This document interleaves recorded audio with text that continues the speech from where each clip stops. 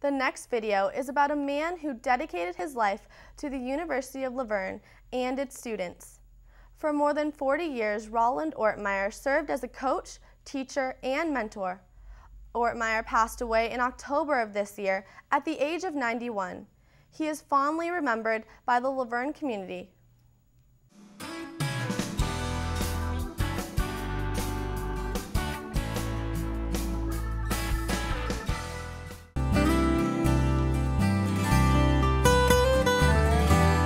Coach Roland Ortmayer left a legacy at the University of La Verne, as well as in the surrounding community, for the passion he had for football, teaching, and more importantly, people.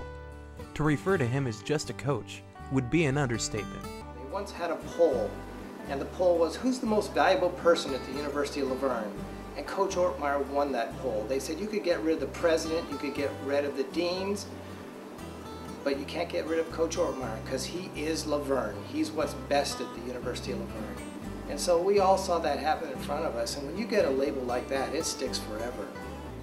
You know, he lived his life in service to others. So whether that was just being a friend with them, being a teacher, being a mentor, he was a very nice man, and he always tried to provide for others.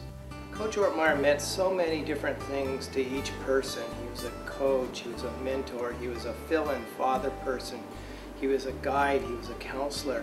And so everybody has a different view of him. It's not possible to say that this is Coach Ortmayer because I see him through a different lens than somebody else might. He was genuine. He walked the walk, he talked the talk. I mean, it was all him. He didn't separate what he was at school versus home versus any place else. He was the genuine article, always. Or was somebody to look up to mainly because of the way he led his life. He was friends with everybody, he tried to help everybody, he gave, you know, he lived his life in service to others. So whether that was just being a friend with them, being a teacher, being a mentor, he was a very nice man, and he always tried to provide for others. Coach Ortmayer is a throwback. I'm not sure we can ever have somebody like him again. He didn't care about insurance. He didn't really care about formal rules. He cared about what was best for the students, best for having fun, best for learning. He always cared about learning. I took some of his classes, but not any of the out of the ordinary classes. He had a throwing class, he had a climbing class. The first thing we did in the throwing class is we threw knives, which was very unconventional, but I got to be a pretty good knife thrower, and it's with me even today. I can stick a knife into a tree from about 20 feet away. Coach Ortmayer was a dedicated coach to his players. He went above and beyond his role as head coach just to make sure his players were having fun. To the players, he was more than a coach. He was a mentor. Ort was not the norm in his coaching techniques.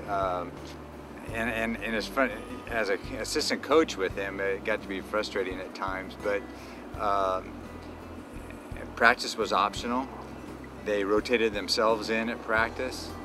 One thing I learned from him is kind of not overdo conditioning. I think sometimes as coaches we get so caught up in the conditioning aspect, and I think because of that he tended to make football fun. He did things unorthodox. Early in the year we'd have watermelon relays.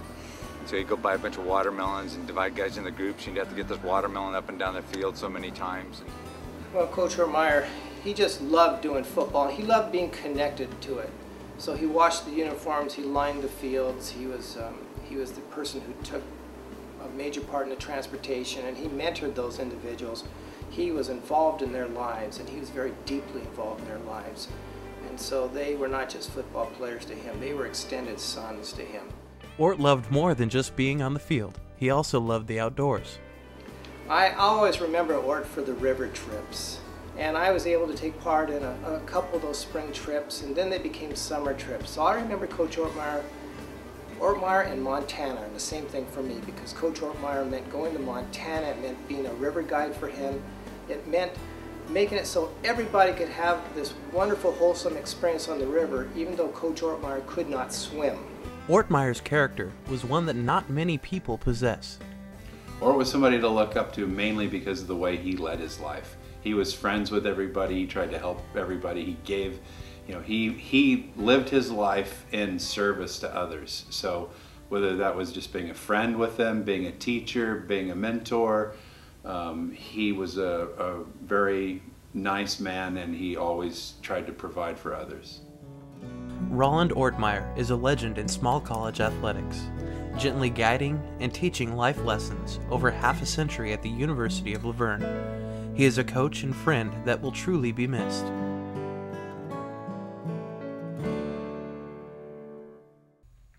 Skateboarding is a great after-school activity that allows kids to do something fun and creative with their free time. The next video takes a look at La Verne Skate Park at Bonita High School. Located on D Street, the park's design allows skaters of all ages and skill levels to have a fun and safe place to spend their free time.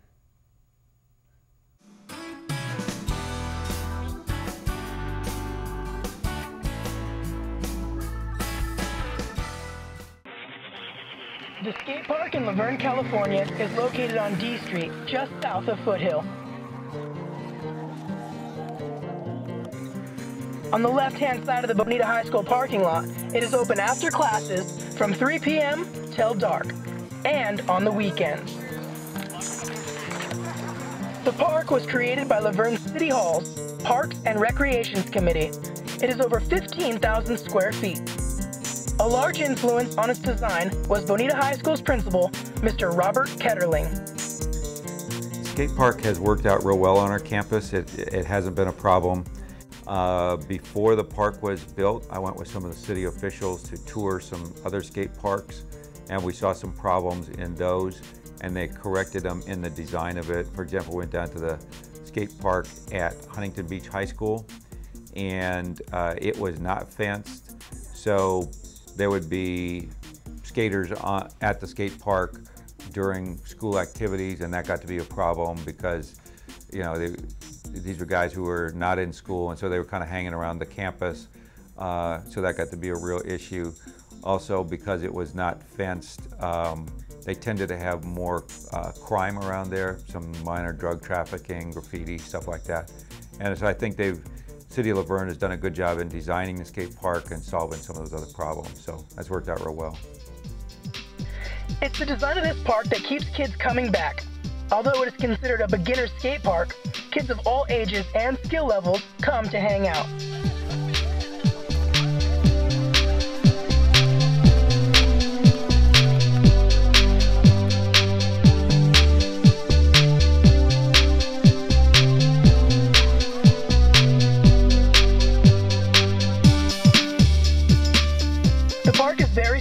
With plenty of open cement to traverse.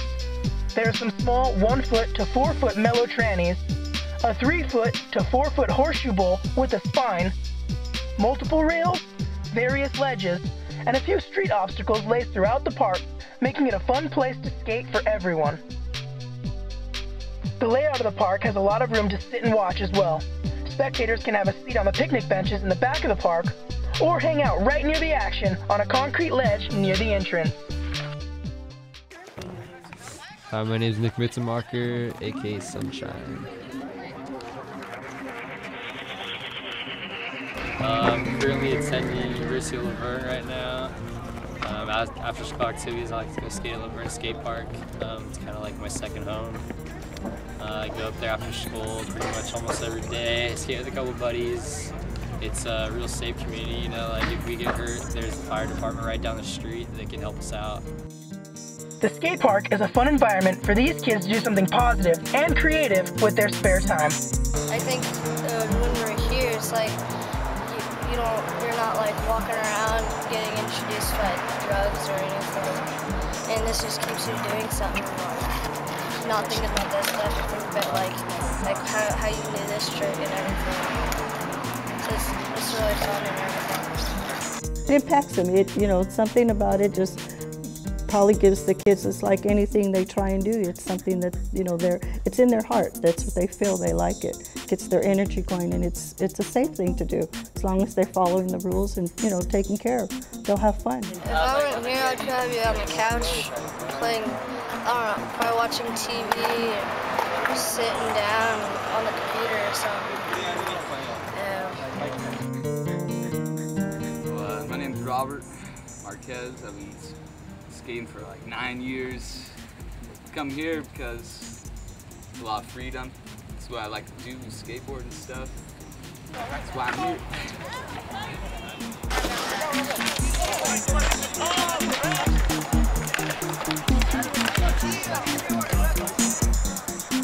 Come here because I love to skate and ledges and rails and all the fun things here and stuff. I think it's better than the Rancho Skate Park.